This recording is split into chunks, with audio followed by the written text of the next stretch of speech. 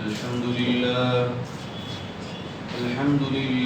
نحمده ونستعينه ونستغفره ونؤمن به ونتوكل عليه ونعوذ بالله من شرور أنفسنا ومن سيئات أعمالنا من يهده الله فلا مضل له ومن يضلله فلا هادي له ونشهد أن لا إله إلا الله وحده لا شريك له ونشهد أن سيدنا ومولانا محمدا عبده ورسوله صلى الله تعالى عليه وعلى آله وأصحابه وبارك وسلم تسليما كثيرا أما بعد فأعوذ بالله من الشيطان الرجيم بسم الله الرحمن الرحيم يا أيها الذين آمنوا كتب عليكم الصيام كما كتب على الذين من قبلكم لعلكم تتقون صدق الله العظيم. بزرگان محترم اور میرا عزیز دوستو، اللہ تعالیٰ کا بہت بڑا ہم پر احسان ہے کہ اللہ تعالیٰ نے ہم کو رمضان المبارک کے مہینے تک پہنچا دیا اور اس کے اندر 5 روزے بھی ہم نے رکھ لیے اور 6 روزے کے اندر بھی ہم داخل ہو گئے. تو دیکھو یہ اللہ تبارک و تعالیٰ کا ہم پر بہت بڑا احسان ہے. نبی کریم صلی اللہ علیہ وسلم اللہ تبارک و تعالیٰ سے خاص طور سے دعا مانگا کرتے تھے کہ اللہ تو ہمیں رمضان تک پہنچا دے.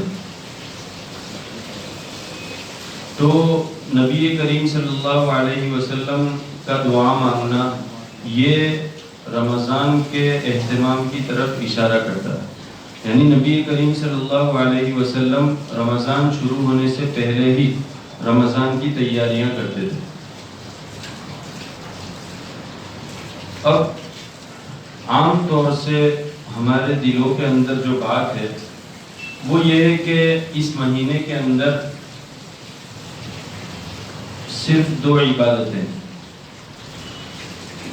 ہمارا جو ذہن ابھی بنا ہوا ہے اس کے اعتبار سے ہمارے دلوں میں یہ بات ہے کہ اس مہینے کی صرف 2 عبادتیں ہیں. نمبر 1 تو دن کے اندر روزہ رکھنا اور دوسرے نمبر پر یہ کہ رات کے اندر تراویح پڑھنا. تو دیکھو یہ بات تو ضرور ہے کہ اس مہینے کی جو اہم عبادتیں ہیں ان کے اندر سب سے اہم عبادتیں تو یہ 2 ہی ہیں. ایک تو یہ کہ روزہ رکھنا دن کے اندر اور رات کے اندر تراویح پڑھنا. لیکن اللہ تبارک و تعالیٰ کا اپنے بندوں سے جو مطالبہ ہے، یعنی اللہ تعالیٰ جو ہم سے چاہتے ہیں وہ صرف یہ نہیں ہے بلکہ اللہ تعالیٰ تو ہم سے اس سے زیادہ چاہتے ہیں. اللہ تبارک و تعالیٰ نے قرآن کریم میں ارشاد فرمایا وَمَا خَلَقْتُ الْجِنَّ وَالْإِنسَ إِلَّا لِيَعْبُدُونَ، کہ میں نے انسان اور جنات کو صرف اور صرف میری عبادت کے لیے پیدا کیا. تو دیکھو اس آیت کے اندر اللہ تعالیٰ نے ہماری پیدائش کا جو مقصد ہے، ہم کو پیدا کیوں کیا گیا، اس کی وجہ اللہ تعالیٰ نے یہ بیان فرمائی کہ وہ میری عبادت ہے. تو اللہ تعالیٰ کا تو ہم سے مطالبہ جو ہے وہ ان دونوں سے زیادہ کا ہے. تو اللہ تعالیٰ نے یہ ارشاد فرمایا کہ وَمَا خَلَقْتُ الْجِنَّ وَالْإِنسَ إِلَّا لِيَعْبُدُونَ، کہ میں نے انسان اور جنات کو صرف اور صرف میری عبادت کے لیے پیدا کیا. یہاں پر بہت سے لوگوں کو یہ سوال ہوتا ہے کہ اللہ تعالیٰ یہ کہہ رہے ہیں کہ ہم نے انسان اور جنات کو میری عبادت کے لیے پیدا کیا، تو یہ بات ہماری سمجھ میں نہیں آتی. بہت سے لوگ یہ اعتراض کرتے ہیں.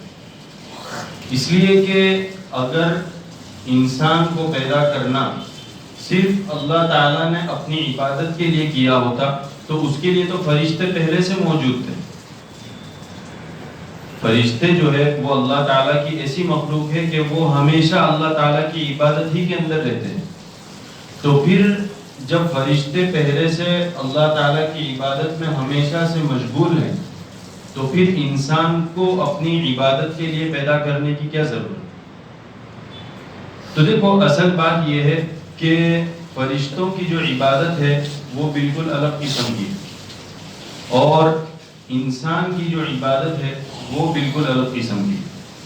فرشتوں کی جو عبادت ہے تو فرشتوں کے اندر تو اللہ تعالیٰ نے اس کے خلاف کرنے کا مادہ ہی نہیں رکھا. یعنی اگر فرشتے یہ چاہیں کہ ہم عبادت نہ کریں تو یہ ان کے لیے ممکن ہی نہیں. وہ لوگ ایسا کر ہی نہیں سکتے.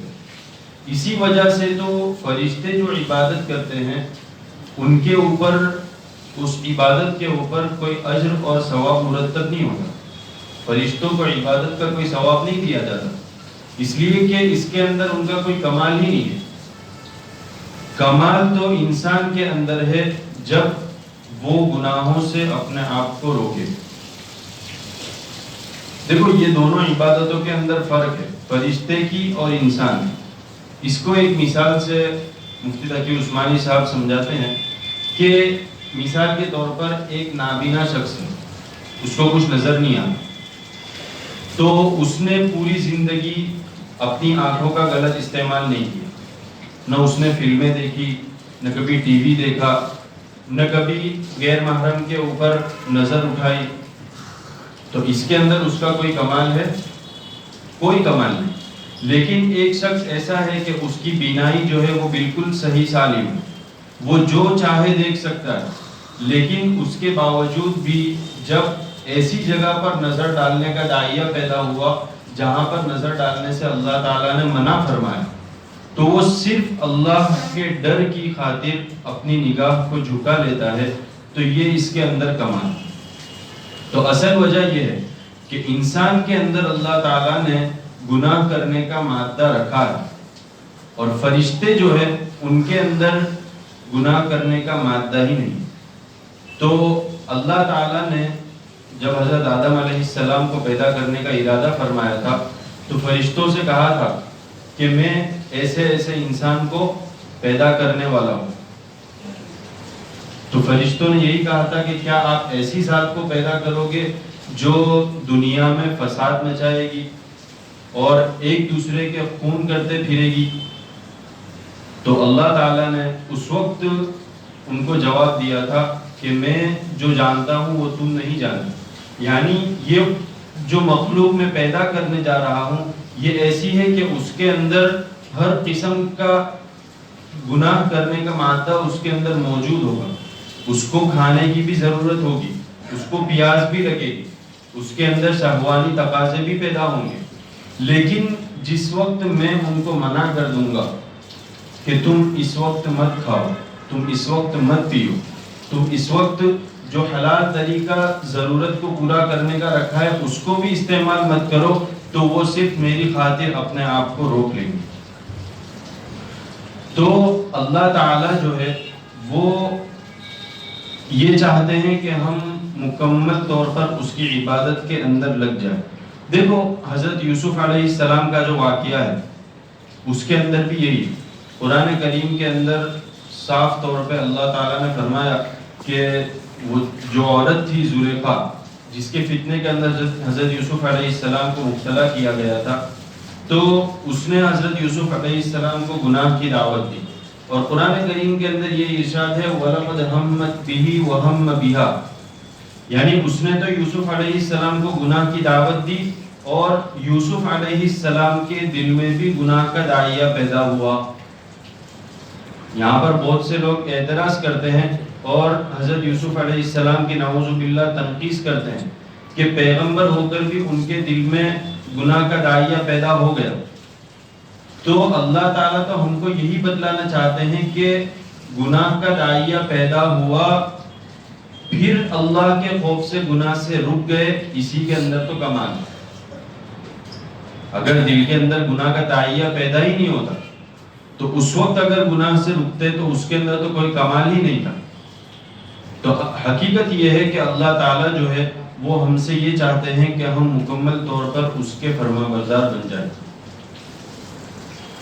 تو دیکھو اللہ تبارک و تعالیٰ نے ہم کو رمضان المبارک کا مہینہ دیا ہے. ویسے تو اللہ تعالیٰ نے جیسا کہ آیت کے اندر بتایا کہ وَمَا خَلَقْتُ الْجِنَّ وَالْإِنسَ إِلَّا لِيَعْبُدُونَ کہ ہمارے پیدا کیے جانے کا مقصد جو ہے وہ صرف اور صرف اللہ تعالیٰ کی عبادت ہے.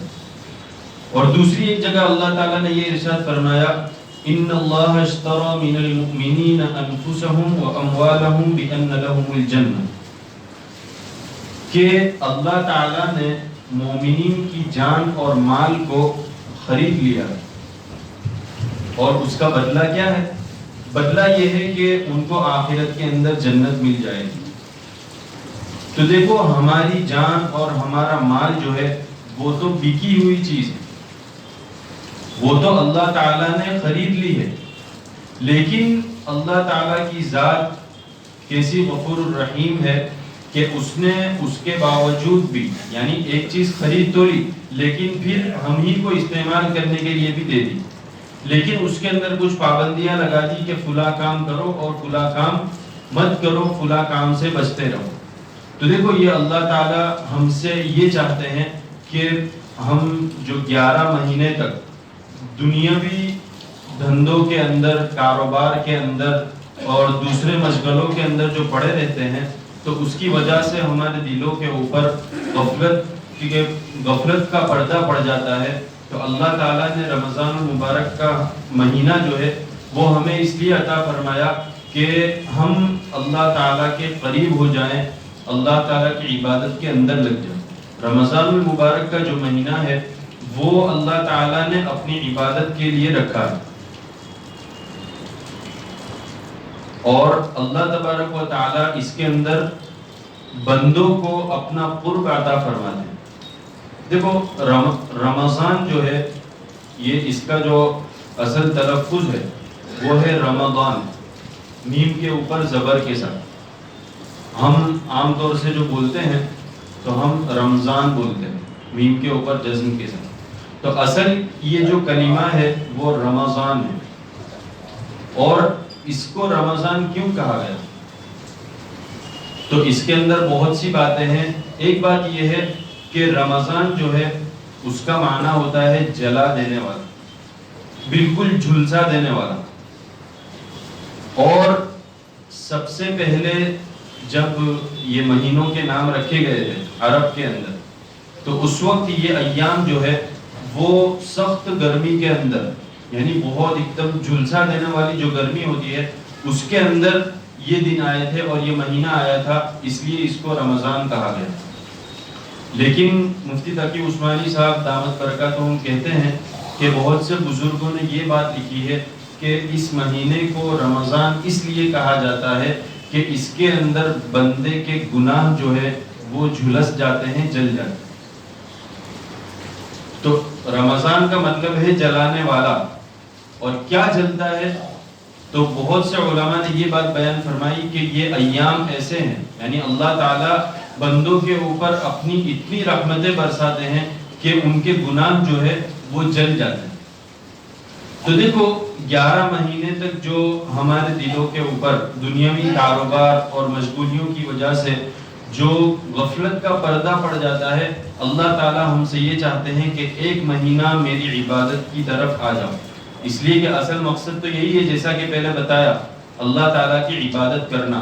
اللہ تعالیٰ کہتے ہیں کہ یہ مہینہ جو ہے اس مہینے کے اندر تم اصل جو تمہارا مقصد ہے اس کی طرف آ جاؤ اور جو غفلت کا پردہ دلوں کے اوپر پڑا ہوا ہے اس کو دور کرنا. تو اس وجہ سے اللہ تعالیٰ نے ہم کو رمضان کا مہینہ جو ہے وہ عطا فرمایا. اب جیسا کہ پہلے بتایا کہ ہمارے دلوں کے اندر یہ بات ہے کہ اس مہینے کی بنیادی طور پر صرف 2 عبادت ہے. ایک رمضان کا روزہ رکھنا یعنی دن میں روزہ رکھنا اور رات کے اندر تراویح پڑھنا. لیکن اتنے کے اوپر بس نہیں, سب سے بڑی چیز جس کی طرف ہماری توجہ عام طور سے نہیں جاتی وہ یہ ہے کہ رمضان کے اندر اپنے آپ کو ہر چھوٹے بڑے گناہ سے بچانا، یہ سب سے اصل ہے۔ رمضان کے اندر کسی بھی طرح کا گناہ جو ہے وہ ہم سے سرزد نہ ہونے پائے، کسی بھی طرح کا گناہ ہم سے نہیں ہونا چاہیے، یہ اصل چیز ہے۔ اس لیے کہ دیکھو اللہ تعالیٰ نے جو چیزیں ہمارے لیے حلال کی، بھئی کھانا جو ہے وہ ہمارے لیے حلال ہے، پینا ہمارے لیے حلال ہے، ہماری جو نفسانی ضرورت ہے اس کو حلال طریقے سے پورا کرنا یہ ہمارے لیے حلال ہے۔ تو اللہ تعالیٰ نے کچھ وقت کے لیے اس کو ہمارے اوپر حرام کر دی، تو وہ تو ہم اس کے اوپر تو عمل کر رہے ہیں۔ بھئی روزہ رکھنا یعنی ہم کھانا کھانے سے اللہ تعالیٰ نے منع فرمایا تو ہم کھانا نہیں کھاتے روزے کی حالت میں، پینے سے منع فرما دیا تو ہم پانی یا کوئی بھی چیز نہیں پیتے۔ اسی طرح جس چیز سے اللہ تعالیٰ نے منع فرمایا اس سے ہم رک جاتے ہیں۔ لیکن جو چیزیں پہلے سے حرام ہیں، غیبت کرنا، دھوکہ دینا، جھوٹ بولنا، دغا بازی کرنا، یہ جتنی بھی چیزیں جو پہلے سے حرام ہے وہ ہم غفلت کی وجہ سے کر بیٹھتے ہیں۔ تو دیکھو اصل تو یہی ہے کہ اللہ تعالیٰ نے جو چیزیں ہم کو حلال کر دی تھی اس کو اللہ تعالیٰ نے ہمارے اوپر کچھ وقت کے لیے حرام کیا اور منع فرما دیا، تو اس کے اوپر تو ہم عمل کریں۔ لیکن جو چیز پہلے سے اللہ تعالیٰ نے حرام ہی رکھی اس کا ہم ارتکاب کر بیٹھے تو یہ بہت بڑے نقصان کی بات ہے۔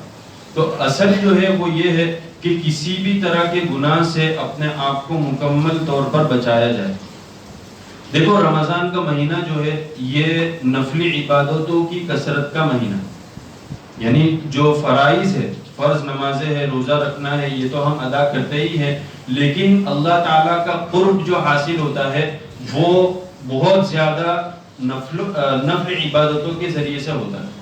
تو رمضان کا جو مہینہ ہے وہ نفل عبادتوں کی کثرت کا مہینہ ہے، لیکن اگر کوئی شخص نفلی عبادتیں تو کرتا ہے لیکن اس کے ساتھ ساتھ کچھ گناہ کر لیتا ہے تو یہ اس کا جو جتنا بھی ثواب تھا اس کو مٹانے والا ہے۔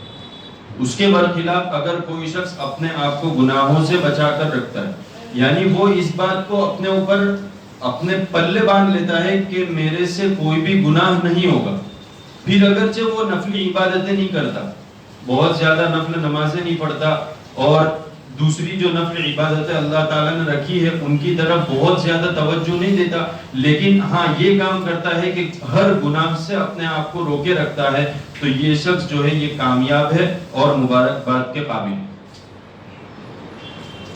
تو حقیقت یہ ہے کہ اللہ تعالیٰ جو ہے وہ ہم سے یہ چاہتے ہیں کہ ہم مکمل طور پر اللہ تعالیٰ کی فرما برداری کرنے والے بن جائیں۔ تو دیکھو رمضان کا مہینہ جو ہے وہ ہمارے بہت سے بزرگ فرماتے ہیں کہ رمضان کا جو مہینہ ہے وہ دراصل ٹریننگ کیمپ ہے، مسلمانوں کے لیے ٹریننگ کیمپ۔ دیکھو عام طور سے رمضان کا مہینہ جب آتا ہے تو جتنا بھی بڑا گنہگار ہو اس کو رمضان کا کچھ نہ کچھ احساس تو آ ہی جاتا ہے، اور بہت سے جو ہم میں سے بے نمازی ہوتے ہیں وہ بھی نمازوں کے پابند بن جاتے ہیں۔ تو اصل اللہ تعالیٰ جو ہے وہ یہ کروانا چاہتے ہیں کہ اللہ تعالیٰ جو کام تم کو کہے اسی کو تم کرو، اور جن کاموں سے تم کو اللہ تعالیٰ روک دے ان کاموں سے اپنے آپ کو مکمل طور پر روک لو، یہ اصل اتباع ہے۔ تو دیکھو رمضان کا پورا مہینہ 29 یا 30 دن تک جو چیز تمہارے لیے حلال تھی، کھانا پینا وغیرہ جو تمہارے لیے حلال تھا اس کو اللہ تعالیٰ نے تمہارے لیے روک دیا، منع کر دیا۔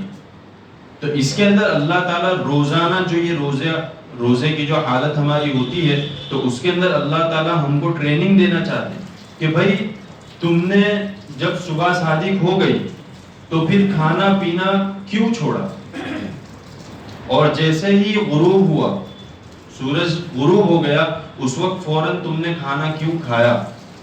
اللہ تعالیٰ ہم کو روزانہ یہی ریمائنڈ کرانا چاہتے ہیں کہ ابھی رمضان کے مہینے میں تو تم نے کھانا پینا جو چھوڑا وہ صرف میری خاطر چھوڑ دیا، اور ایک دو دن نہیں بلکہ پورا مہینہ لگاتار تم میرے حکم کی اتباع کرتے رہے۔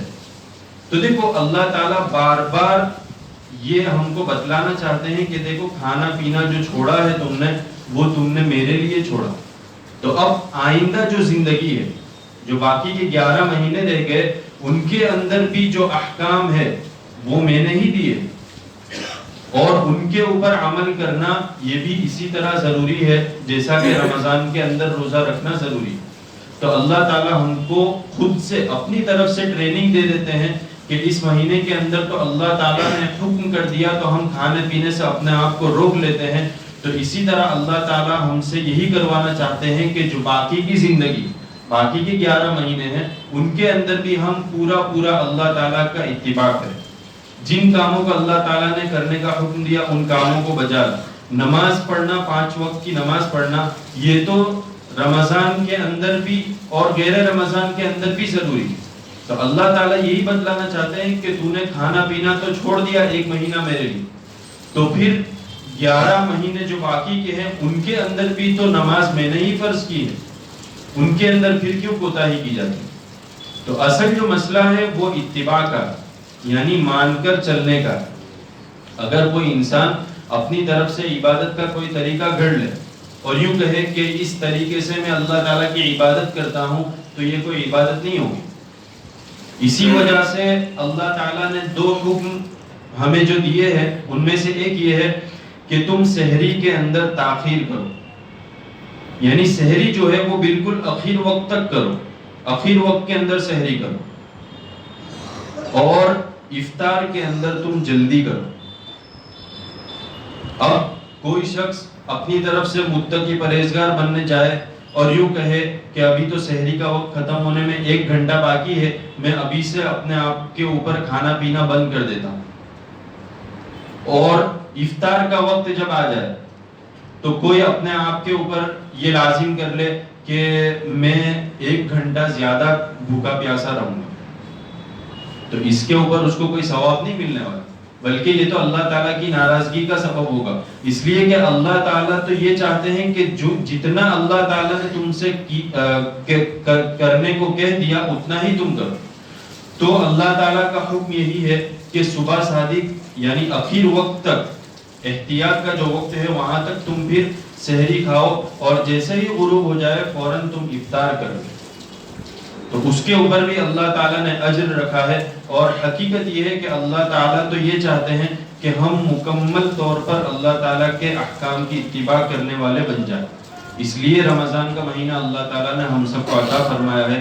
اللہ تعالیٰ رمضان کی قدر کرنے کی توفیق عطا فرمائے، اور باقی جو 11 مہینے ہیں ان کے اندر بھی ہم کو مکمل شریعت کے اوپر چلنے کی توفیق عطا فرمائے۔ وآخر دعوانا